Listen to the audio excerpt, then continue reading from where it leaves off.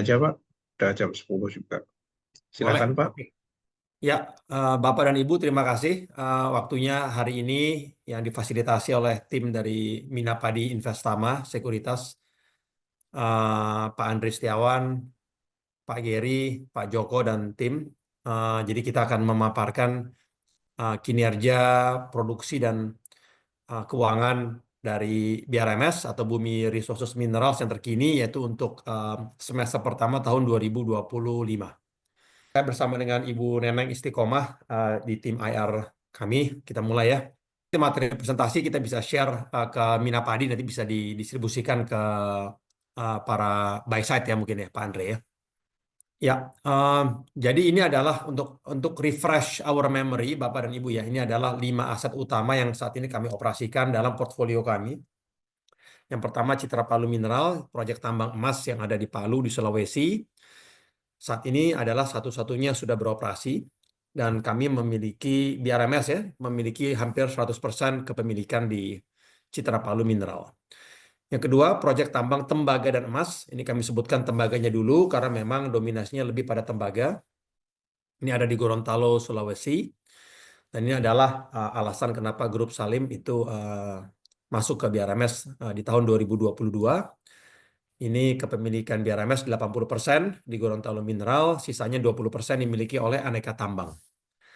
Dua proyek berikutnya Bapak dan Ibu, Sumaheksa Sinergi dan Linge Mineral Resources, keduanya adalah proyek tambang emas.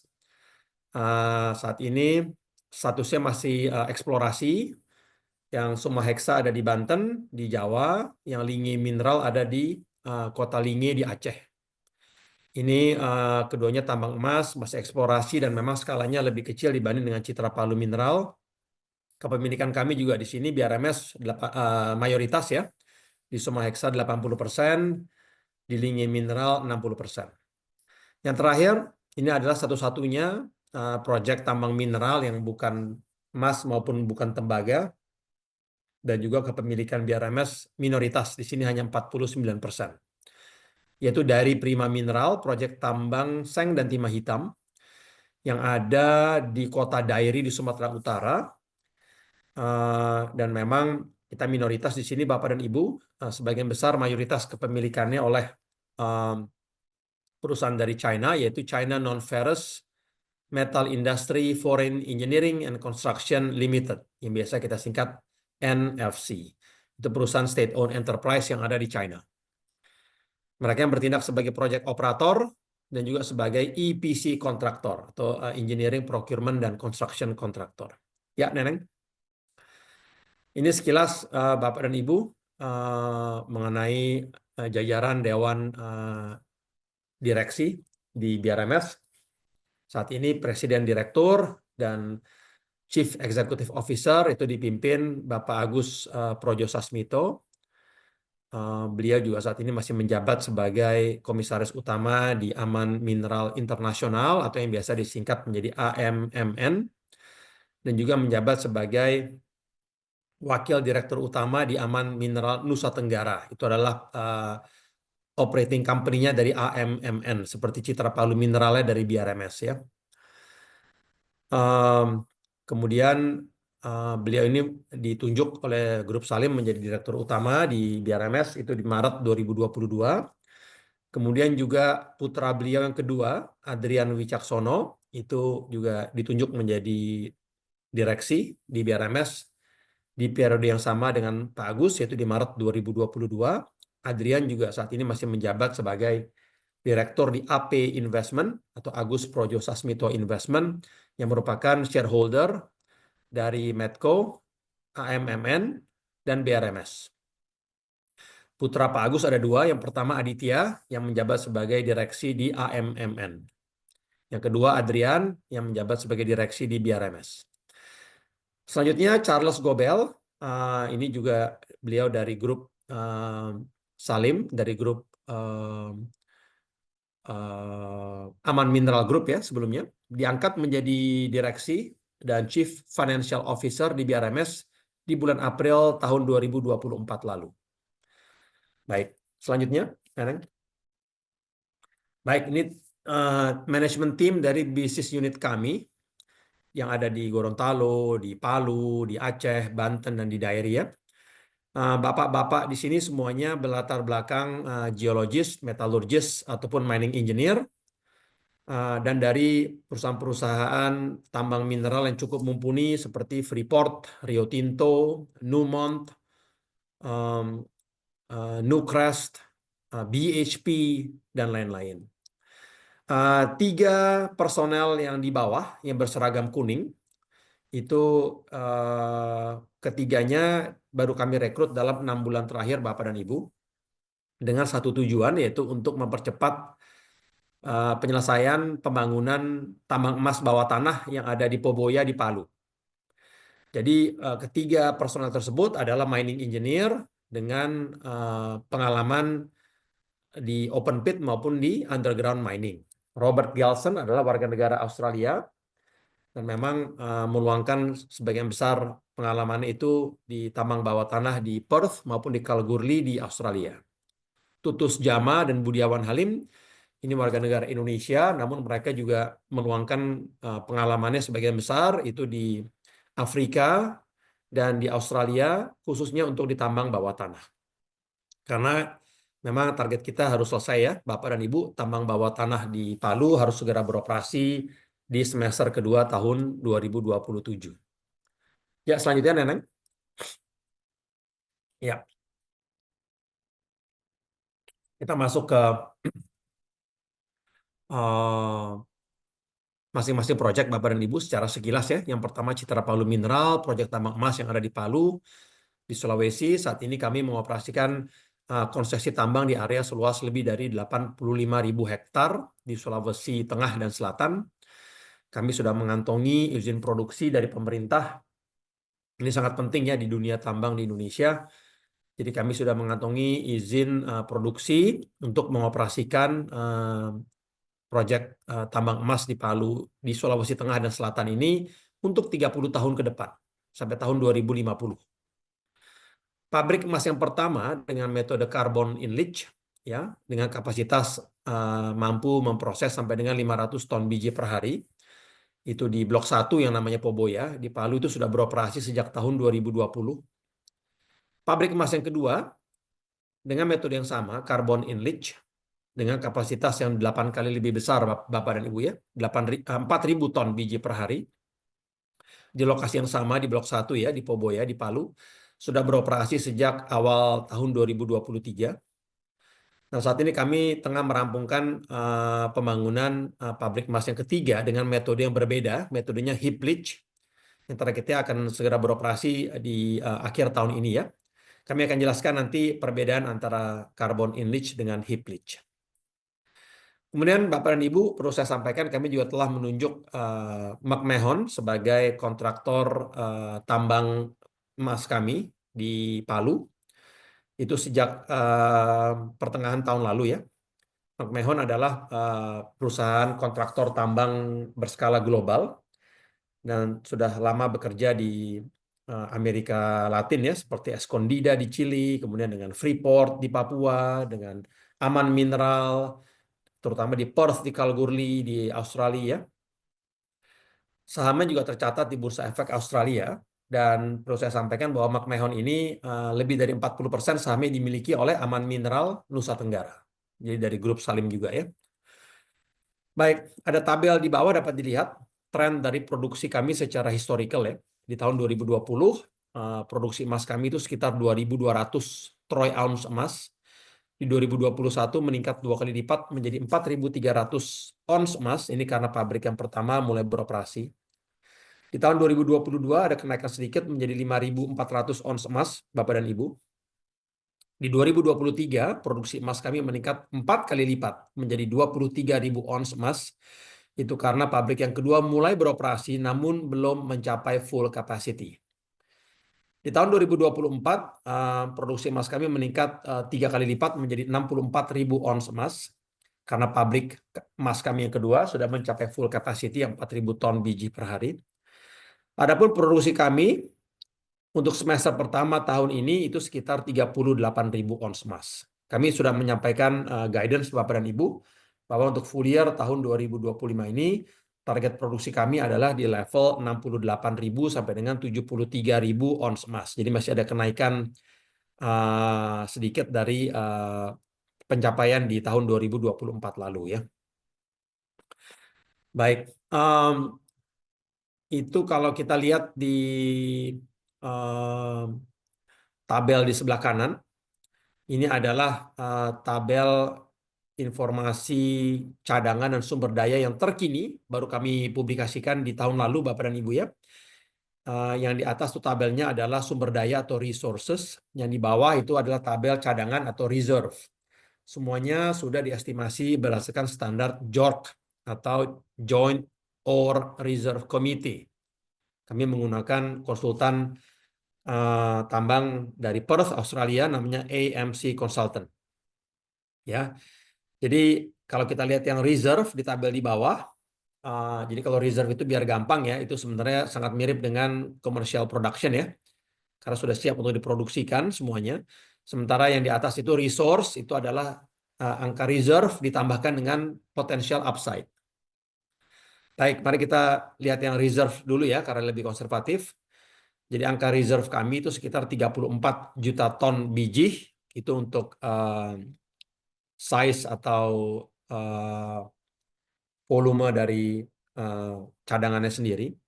Rata-rata kandungan emasnya sekitar 3,2 gram per ton, artinya rata-ratanya dari 1 ton batu ada 3,2 gram emas di dalamnya. Karena memang sebagian besar didominasi dari kandungan emas yang cukup tinggi dari prospek emas tambang bawah tanah ya, itu ada 4,9 gram per ton. Namun karena kami juga harus memproses biji-biji yang dari tambang terbuka atau open pit, yang mana grade-nya lebih rendah yaitu di bawah 1 gram per ton, maka average grade-nya menjadi 3,2 gram per ton, yang mana masih cukup tinggi ya. Artinya konten emas yang ada dalam cadangan kami itu sekitar 3,5 juta troy ounce emas, Bapak dan Ibu ya. Oke, itu cadangan. Kalau yang tabel di atas sumber daya, itu tonasenya ada tambahan lagi ya, sekitar 40 juta ton biji.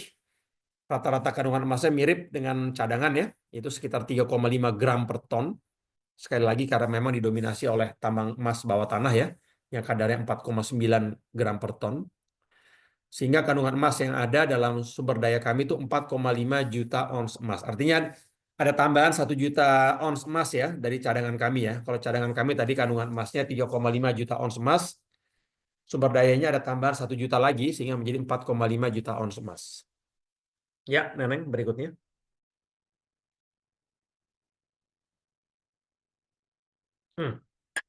Baik, Bapak dan Ibu, ini adalah kinerja produksi year on year ya. Jadi produksi emas kami itu meningkat year on year dari 26.000 ons emas di semester pertama tahun lalu menjadi 38.000 ons emas di semester pertama tahun ini. Hal ini dikarenakan dapat dilihat di kotak di kanan atas, itu karena memang kandungan emas yang kami proses itu mengalami peningkatan.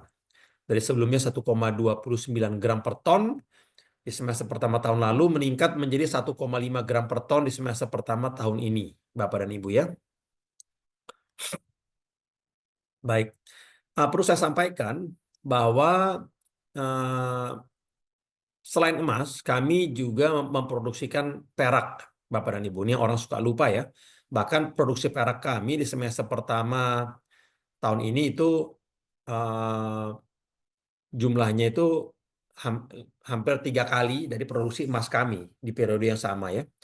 Jadi produksi perak kami itu di semester pertama tahun 2025 sekitar 93.000 ons perak. Jadi grade perak kami juga cukup lumayan tinggi, sekitar 5,2 gram per ton. Namun, memang kalau dilihat dari pendapatan tahunan, kontribusi penjualan dari perak itu memang hanya 3-5% saja dari pendapatan tahunan kami, Bapak dan Ibu. Hal ini disebabkan karena memang harga jual perak itu hanya sekitar 1% dari harga jual emas. Jadi saya ulangi, harga jual perak itu memang nilainya hanya 1% dari harga jual emas. Demikian tingginya harga emas ya. Dapat dilihat di slide berikutnya, harga jual emas kami year on year mengalami peningkatan dari $2.200 per ons menjadi $3.000 per ons. Sementara harga perak juga mengalami peningkatan ya dari $21 menjadi $29 per ons. Tapi dapat dilihat memang harga jual perak ini memang hanya sekitar 1% dari harga jual emas ya. Baik, selanjutnya Neneng. Ya, ini sekilas saya Bapak dan Ibu ya. Jadi tadi total 2 pabrik yang sudah beroperasi, 1 pabrik yang akan rampung di akhir tahun ini. Total jumlah cadangan dan sumber daya yang luar biasa ya. Tadi ada konten emasnya sekitar 3,5 juta troy ounce emas di cadangan, sementara sumber dayanya ada 4,5 juta troy ounce emas ya. Juga produksi kami di tahun lalu yang sekitar 64 ribu ons emas, dan target kami di tahun ini sekitar 70-an ribu ons emas. Itu semua Bapak dan Ibu berasal dari satu lokasi saja, Blok 1 yang namanya Poboya di zona yang berwarna merah. Dalam konsesi tambang kami yang ada di Sulawesi Tengah dan Selatan, itu masih ada Bapak dan Ibu 4 blok lainnya yang belum kami eksplor lebih lanjut. Blok 2, 4, 5, dan 6. Artinya harapannya ada potensi another blok 1 dari salah satu dari keempat blok tersebut. Jadi upside-nya masih sangat besar Bapak dan Ibu ya. Ya Neneng, selanjutnya. Ya, ini sekilas saja Bapak dan Ibu, ini adalah foto-foto dari pabrik kami yang pertama dengan metode carbon in leach dengan kapasitas 500 ton biji per hari ya. Ada jaw crusher, ada sack mill dan ball mill, ada cyclone, ada tangki-tangki carbon in leach, elution dan electrowinning. Dan ini adalah lempengan-lempengan dore bullion yang dihasilkan dari pabrik kami tersebut. Ada logo CPM, itu Citra Palu Mineral. Jadi dari lempengan-lempengan dore bullion ini Bapak dan Ibu, kira-kira kandungan emasnya sekitar 30-40%. Sisanya yang 60-70% adalah perak. Ya, Neneng. Nah, ini adalah foto dari pabrik kami yang kedua, Bapak dan Ibu ya. Dengan metode yang sama, carbon in leach, namun kapasitasnya 8 kali lebih besar, yaitu 4.000 ton biji per hari. Ini pabrik jenis pabriknya sama, namun memang lebih besar size-nya ya, karena kapasitasnya juga lebih besar. Jaw crusher, sack mill dan ball mill, cyclone, tangki-tangki carbon in leach, elution dan electrowinning, dan ini adalah dore bullion, lempengan dore bullion yang kami hasilkan dari pabrik kami yang kedua ya. Sama kandungan emasnya sekitar 30-40%. Sisanya adalah perak. Nah, nanti lempengan-lempengan dore bullion inilah Bapak dan Ibu yang kami kirim setiap bulan berkarung-karung itu ke perusahaan-perusahaan yang sudah memiliki fasilitas pemurnian, seperti contohnya Harta Dinata Abadi di Bandung atau Aneka Tambang di Pulau Gadung di Jakarta.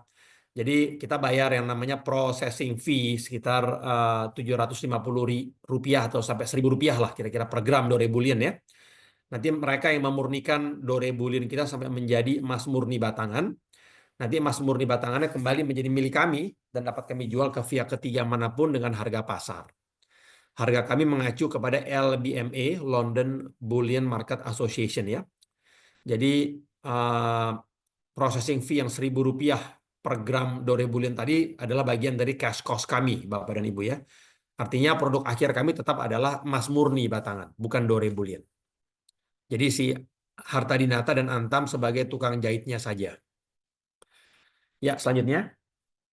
Nah, ini adalah sekilas mengenai proses flow dari pabrik kami yang dengan metode carbon in leach ya. Jadi biji-biji emas yang kami tambang itu kami hancurkan di peralatan yang namanya jaw crusher. Dari bentuknya seperti bongkahan batu, ukurannya menjadi lebih kecil ya, seperti pebble atau kelereng. Kemudian dihancurkan lagi di mesin giling yang namanya sack mill dan ball mill ini, Bapak dan Ibu ya, sampai menjadi butiran-butiran pasir yang halus, si biji-biji emas tadi ya. Kemudian akan dimasuk ke peralatan yang namanya cyclone, itu tekanan udara yang memisahkan serbuk-serbuk emas, serbuk-serbuk biji emas yang halus dari yang kasar. Yang halus masuk ke proses selanjutnya, yang kasar dikembalikan untuk digiling lebih lanjut ya.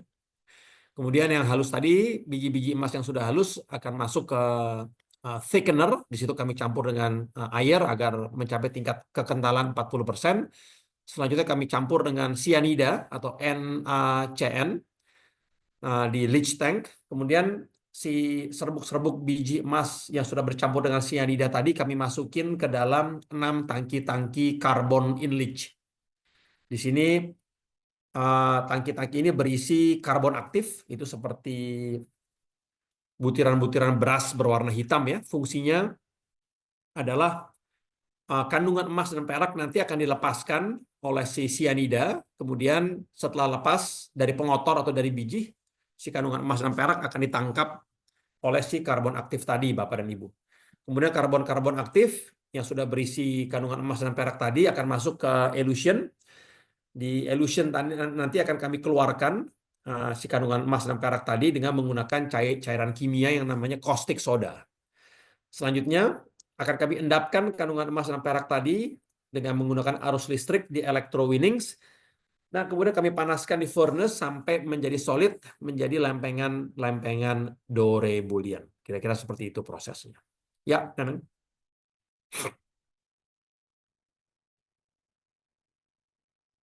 Baik. Nah, ini Bapak dan Ibu adalah dari helikopter view, gambar dari pabrik kami yang pertama dan kedua ya.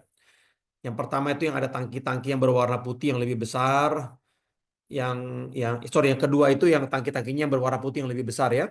Sedangkan yang pertama itu yang berwarna kuning tangki-tangkinya lebih kecil ya. Dan ini memang, nah ini akan saya jelaskan perbedaan carbon in leach dengan pabrik heap leach.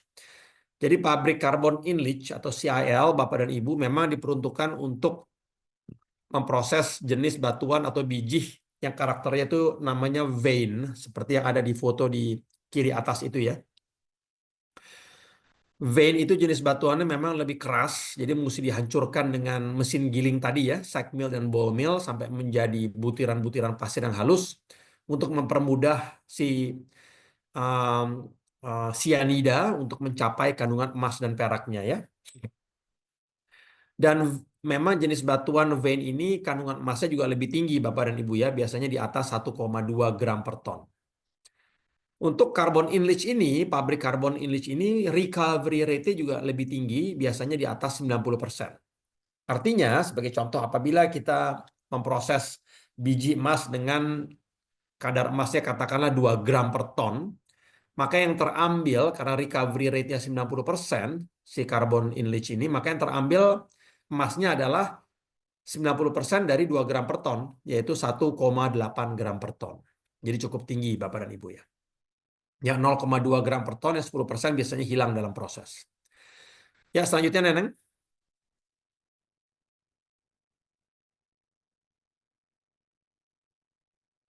Ya, ini adalah foto-foto progres pembangunan pabrik kami yang ketiga dengan metode heap leach, Bapak dan Ibu ya. Ini ada contohnya tempat pondasi untuk tempat berdirinya pabrik namanya ADR atau absorption, desorption, dan recovery. Kemudian tangki-tangki carbon in column sudah ada 1, 2, 3, ada 4 yang terpasang Bapak dan Ibu ya. Targetnya harus ada 5 atau 6 yang terpasang nanti ya. Kemudian dari helikopter view, Neng mungkin bisa nah ini dari helikopter view dapat dilihat sudah terpasang ada 5 tangki carbon in column. Kemudian juga ADR plant juga rencananya akan segera berdiri Bapak dan Ibu ya, pondasinya juga sudah jadi.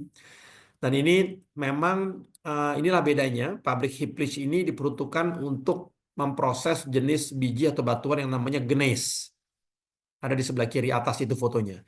Gneiss ini jenis batuannya lebih fragile, lebih mudah hancur, jadi tidak perlu mesin giling sampai menjadi halus, tidak perlu dihancurkan. Cukup bentuknya bongkahan-bongkahan biji emas cukup, dengan jaw crusher juga sudah cukup. Dan gneiss ini memang kadar emasnya lebih rendah, biasanya di bawah 0,8 gram per ton. Ya, dan recovery rate-nya pabrik dari heap leach ini juga rendah, biasanya hanya 65% saja. Contohnya apabila kami memproses biji emas dengan kadarnya 0,8 gram per ton, maka yang terambil atau recovery rate-nya adalah hanya 65%. Jadi 65% dikali 0,8 gram per ton. Itu sekitar ya dapatnya cuma 0,5 gram per ton saja. Kira-kira begitu Bapak dan Ibu ya. Jadi kita sudah membuat simulasi Bapak dan Ibu ya. Walaupun nanti tetap akan ada tambahan produksi tentunya apabila pabrik emas Hiplish ini mulai beroperasi ya. Namun apabila pabrik emas Hiplish ini sudah beroperasi full capacity yang ada di Palu, dan juga nanti kan di tahun depan targetnya akan ada satu pabrik emas lagi ya dengan metode yang sama Hiplish di Gorontalo, dan kedua pabrik carbon in leach yang ada di Palu sudah beroperasi semuanya full capacity, tetap kira-kira 90 sampai 85% lah kontribusi produksi tahunan kami tetap datangnya dari kedua pabrik carbon in leach yang ada di Palu. Jadi yang dari Hiplish nanti kira-kira hanya 10-12% saja lah kontribusinya. Nggak terlalu besar ya. Kenapa? Karena memang kandungan emas yang diproses di carbon in leach jauh lebih tinggi, apalagi dengan adanya penambangan bawah tanah nanti yang kadarnya 4,9 gram per ton ya. Dan recovery rate-nya juga lebih tinggi di atas 90%. Sementara Hiplish ini rata-rata kandungan emasnya hanya 0,7, 0,8 gram per ton dan juga recovery rate-nya hanya 65%. Ya, selanjutnya Neneng.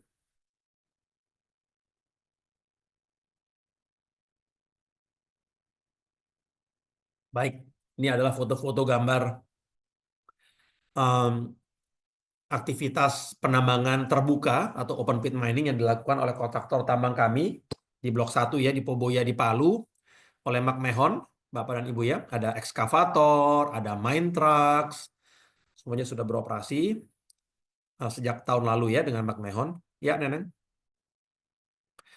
Dan ini di slide berikutnya, ini kita sampaikan Bapak dan Ibu. Nah, ini adalah gambar progres pembangunan tambang emas bawah tanah kami. Ini foto-foto terbaru baru kami ambil kira-kira bulan lalu Bapak dan Ibu ya. Ini dari tambang bawah tanah kami ya, tambang emas bawah tanah kami yang ada di Blok 1 Poboya di Palu ya. Jadi saat ini portal atau pintu masuk ke mulut tambang bawah tanah sudah selesai dibangun, luasnya 5 kali 6 meter. Kemudian decline atau tunnel itu sudah mencapai panjangnya lebih dari 200 meter Bapak dan Ibu ya.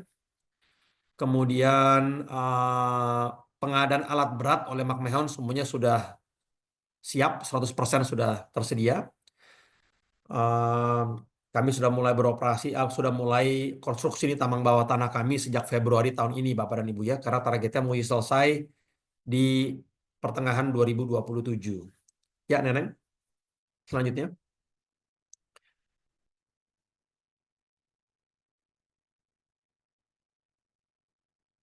Ya, ini dari helikopter view Bapak dan Ibu ya.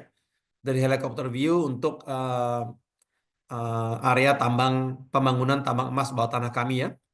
Jadi tadi itu box cut itu adalah tempat masuknya ke pintu masuk ke tambang emas bawah tanah tadi. Itu portalnya ada di ujungnya ya. Kemudian paste plant itu kayak seperti batching plant, seperti untuk pabrik pengaduk semen lah. Jadi gunanya kita memproduksi semen yang kemudian bisa kita campur juga dengan waste dari pabrik nantinya dari tambang emas nantinya ya untuk kita injek ke dalam lubang-lubang bor untuk penguatan tambang emas bawah tanah ini ya agar tidak roboh.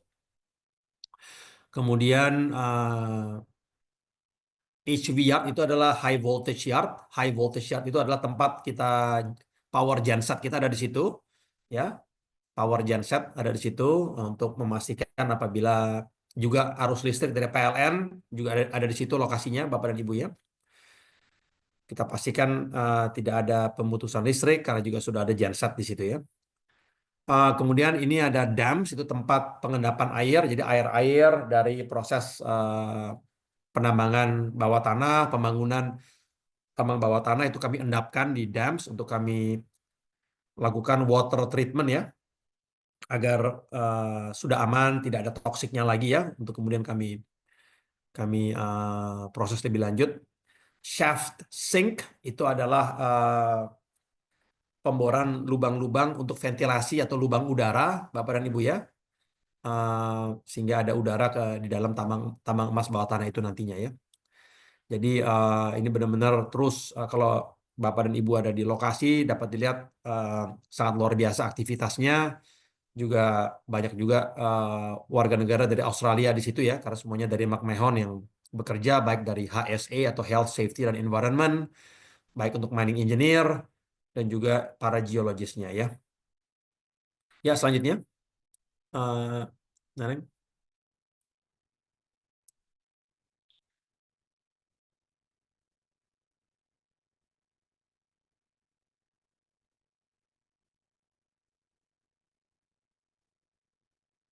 Selanjutnya, Neng. Ya. Ini adalah proyek kami yang kedua yang berikutnya. Secara singkat saya jelaskan, Gorontalo Minerals, proyek tambang tembaga dan emas yang ada di Gorontalo di Sulawesi. Tepatnya ada di Kabupaten Bone Bolango. Dan ini memang lebih didominasi oleh tembaga dibanding emasnya. Dan ini adalah salah satu alasan kenapa Grup Salim masuk ke BRMS di tahun 2022. Sama seperti Palu, Gorontalo telah mengantongi izin produksi dari pemerintah untuk mengoperasikan proyek tambang tembaga dan emas ini untuk 30 tahun ke depan sampai dengan tahun 2052. Kami juga saat ini tengah menyelesaikan pembangunan pabrik emas yang ada di Gorontalo, tepatnya di lokasi Motomboto, karena memang walaupun di Gorontalo ini dominasinya lebih kepada tembaga dan emasnya hanya sedikit, namun targetnya adalah apabila sudah mulai pabrik emas berdiri dan mulai beroperasi di tahun 2026 nanti, targetnya di semester kedua 2026, harapannya memang sudah ada cash flow generation walaupun tidak besar di Gorontalo, jadi lebih mempermudah Gorontalo untuk bisa mendapatkan pendanaan demi mengembangkan proyek tambang tembaganya di kemudian hari. Jadi pabrik emasnya juga nanti di Gorontalo di tahun 2026 itu metodenya heap leach. Jadi memang karena kadarnya juga tidak terlalu besar ya, masih di bawah 1 gram per ton ya. Dan walaupun tidak besar, tapi targetnya sudah ada cash flow sendiri di akhir tahun 2026 nanti targetnya. Baik, untuk tabel cadangan dan sumber daya, ini masih a bit outdated memang ya, ini di tahun 2014 kemarin. Rencananya kita akan melakukan massive drilling campaign di Gorontalo, Bapak dan Ibu ya, untuk menambah jumlah cadangan tembaganya, dan kami akan lakukan dengan standar JORC atau Joint Ore Reserve Committee atau JORC, dan akan kami umumkan secara berkala temuan-temuan atau tambahan-tambahan cadangan tembaga di Gorontalo dengan metode JORC tadi. Jadi itu yang paling penting karena kami baru bisa melakukan estimasi mengenai jumlah capex yang diperlukan untuk dan kapasitas pabrik tembaganya nanti di kemudian hari sebelum kami mengetahui berapa jumlah cadangan tembaganya yang ada saat ini. Ya, ya Neneng selanjutnya. Nah ini adalah foto-foto dan gambar kantor, aktivitas pemboran yang ada di Motomboto untuk prospek emas, kemudian ada base camp atau mes karyawan, core shed ini adalah tempat kami menyimpan biji dan batuan dari lokasi tambang kami untuk kami teliti kandungan tembaga dan emasnya, Bapak dan Ibu ya. Ya, selanjutnya Neneng.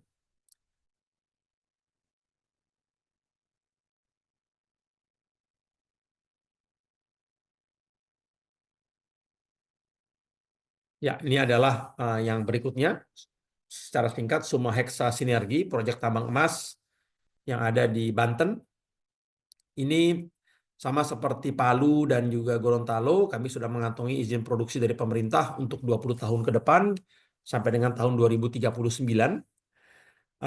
Kalau yang Gorontalo dan Palu tadi memang itu bentuk kerjasamanya masih era yang lama, yaitu contract of work atau kontrak karya, jadi masih 30 tahun ya dapatnya.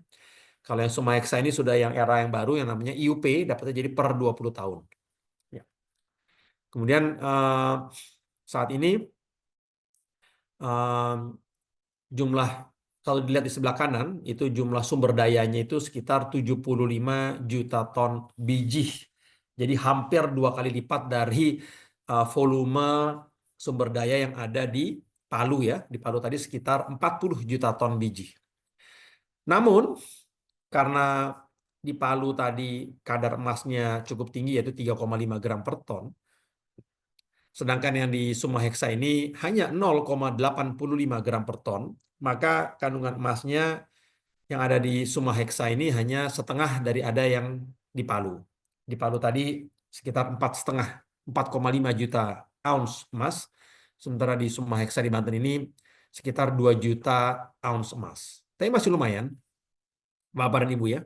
Apalagi dengan harga emas di atas $3.000 per ounce seperti saat ini, itu kadar emas 0,5 gram per ton saja saya yakin ditambang gitu. Jadi 0,8 masih cukup oke, walaupun memang sangat rendah dibandingkan dengan yang ada di Palu ya. Baik, selanjutnya Neneng. Nah, ini adalah beberapa nanti gambar-gambar dari aktivitas pemboran.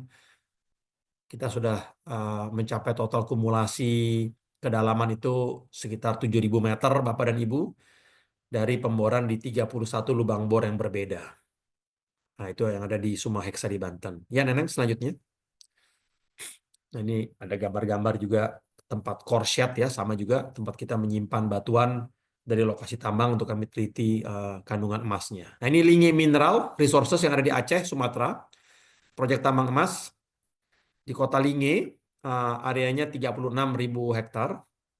Nah, mungkin ini masih yang sedikit underdeveloped Bapak dan Ibu ya, karena terus terang saja kami baru memiliki izin persetujuan feasibility study dari pemerintah atau studi kelayakan.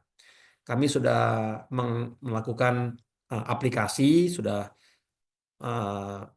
menyampaikan permohonan untuk mendapatkan izin lanjutannya, yaitu izin lingkungan atau AMDAL dan juga izin produksi operasi yang 20-30 tahun lagi, tapi masih menunggu dari pemerintah.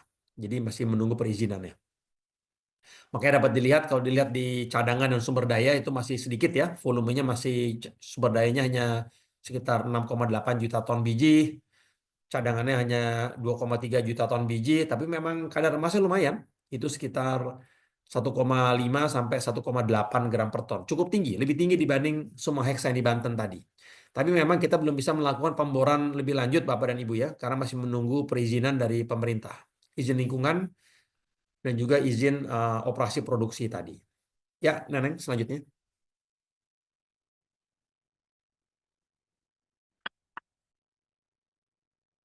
Nah, ini adalah gambar-gambar foto core shed ya, tempat kami menyimpan batuan dan biji dari lokasi tambang untuk kita teliti kandungan emas dan peraknya, aktivitas pemboran untuk menentukan lokasi cadangan dan sumber daya ya.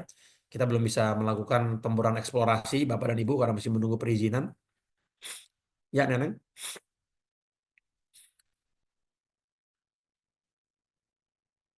Yang terakhir, Bapak dan Ibu, dari Prima Mineral, proyek tambang seng dan timah hitam yang ada di kota Dairi di Sumatera Utara. Jadi ini sama seperti Palu, Gorontalo, dan Banten. Kami sudah mengantongi izin produksi dari pemerintah untuk 30 tahun ke depan sampai dengan tahun 2047. Saat ini area konsesi tambang kami itu hampir 25.000 hektar. Kami saat ini juga cukup unik ya, karena kadar sengnya ini adalah yang ketiga tertinggi di dunia, yaitu 11,5%. Sebagai contoh itu tambang seng di China itu bisa beroperasi secara komersial dengan kandungan seng antara 4-6% saja. Bayangkan kita punya kadar sengnya 11,5%. Dan ini memang salah satu lokasi tambangnya yang namanya Anjing Hitam dalam konsesi tambang Dairi itu akan dibangun dengan melalui metode tambang seng bawah tanah. Kemudian saya sampaikan di sebelah kanan itu tabel sumber daya dan cadangan, semuanya sudah melalui standar JORC, JORC. Sumber dayanya 25 juta ton biji, cadangannya 11 juta ton biji, dan kandungan sengnya 11,5%. Jadi sangat tinggi ya. Kita menggunakan konsultan dari Perth, Australia yang namanya CSA Global. Ya, Neneng.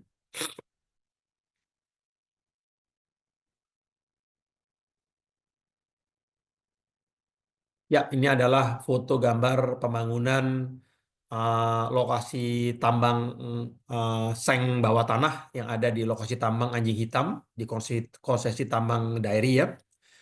Itu ada kita punya Jumbo Drill sedang melakukan uh, pembangunan pintu masuk atau portal ke mulut tambang bawah tanah. Kemudian gambar nomor 2 itu ada kanopi yang sedang dibuat untuk melindungi para penambang kita yang sedang bekerja. Nomor 3 dan 4 itu ada beton-beton untuk penguatan di atap tambang bawah tanah agar tidak terjadi longsor ya. Ya, selanjutnya, Neneng. Semua pengadaan alat berat di Dairi ini semuanya dari NFC China. Nah, ini adalah infrastruktur seperti kantor, warehouse atau gudang, base camp, mes karyawan. Semuanya sudah terbangun sejak 2 tahun yang lalu, jadi masih cukup baru. Ini semuanya ada di kota Dairi, tempatnya di lokasi tambang Anjing Hitam ya. Nah, ini adalah alat-alat berat ya, semuanya dari NFC China sudah disediakan seperti mobile crane, mine trucks, load, haul, and dump facility, jumbo drill, semuanya juga sudah standby, siap beroperasi. Ya, tapi memang kami hanya pasif di sini ya, Bapak dan Ibu ya, karena kepemilikan kami minoritas hanya 49%. Baik, ini sekilas mengenai kinerja keuangan kami yang terkini ya untuk semester pertama 2025. Pendapatan itu meningkat year on year sebesar 97% dari 61 juta menjadi 120 juta dolar. Operating profit meningkat year on year 209% dari 16 juta menjadi 50 juta dolar. Net profit meningkat year on year 136% dari 9,4 juta menjadi 22 juta dolar. Dan peningkatan top line dan bottom line itu Bapak dan Ibu dikarenakan 2 hal utama. Yang pertama memang produksi emas yang meningkat year on year sebesar 46% dari 26.000 menjadi 38.000 troy ounce. Dan juga memang rata-rata harga jual emas yang meningkat year on year sebesar 38% dari 2.200 dolar menjadi 3.000 dolar. Perlu saya sampaikan Bapak dan Ibu, memang di first half atau semester pertama tahun ini kami membukukan 2 transaksi write off yang sifatnya hanya dibukukan 1 kali saja atau one time write off saja. Yang pertama itu adalah terkait dengan proyek eksplorasi bauksit. Itu saya lupa kalau nggak salah sejak tahun 2019-2020 itu kami pernah mencoba untuk diversifikasi juga untuk eksplorasi satu tambang prospek bauksit yang ada di Kalimantan. Namun setelah melakukan pemboran, kemudian kami tes kadar bauksitnya, ternyata prospeknya tidak terlalu baik. Maka saat itu kami bukukan, kami kapitalisasi di dalam neraca sebagai mining properties. Dan kemudian karena memang tidak akan diproduksikan proyek bauksitnya, maka dianjurkan oleh kantor akuntan publik kami untuk di write off. Dan sudah kami lakukan sehingga balance sheet kami menjadi clean, neraca kami clean, tidak ada lagi si proyek eksplorasi bauksit-nya, yaitu sekitar 7,5 juta dolar. Itu sudah selesai dibukukan sebagai write off, ada di profit and loss di first half 2025. Yang kedua adalah itu terkait dengan tadi 6,5 juta dolar jumlahnya write off-nya. Yang kedua adalah 7,5 juta dolar. 7,5 juta dolar itu terkait dengan Bapak dan Ibu itu rencana kami yang akan meningkatkan kapasitas dari pabrik emas yang pertama dengan metode carbon in leach ya. Dengan metode carbon in leach itu rencananya yang 500 ton per hari kapasitasnya kami akan tingkatkan. Targetnya mungkin ke 1.000 sampai 1.500 ton per hari targetnya. Untuk memfasilitasi tambang emas bawah tanah bila beroperasi di tahun 2027 nanti. Nah, oleh sebab itu ada beberapa bagian dari parts dari pabrik tersebut yang sudah obsolete dan tidak bisa digunakan, seperti contohnya side mill dan ball mill, juga jaw crusher, tapi beberapa peralatan seperti tangki-tangki carbon in-leach, elution, electrowinning tetap masih bisa kita gunakan. Nah, jadi beberapa part yang obsolete tadi harus kami write off, yang jumlahnya $7,5 juta. Tapi this is actually a good news karena pabrik emas kami yang pertama nanti akan kami tingkatkan kapasitasnya dan harapannya bisa segera mulai beroperasi nanti di 2027 ya. Baik, jadi tidak ada lagi write off di sebelumnya, Neng. Tidak ada lagi write off di masa mendatang di kemudian hari. Jadi sebenarnya tanpa ada kedua write off tersebut, sebenarnya profit kami Bapak dan Ibu itu bukan 22 juta ya, tapi sebenarnya sekitar $36 juta. Ya, demikian kira-kira. Eh, baik, demikian Bapak dan Ibu ya, Neng. Terima kasih. Mungkin saya kembalikan ke Bapak Andre Setiawan untuk sesi selanjutnya.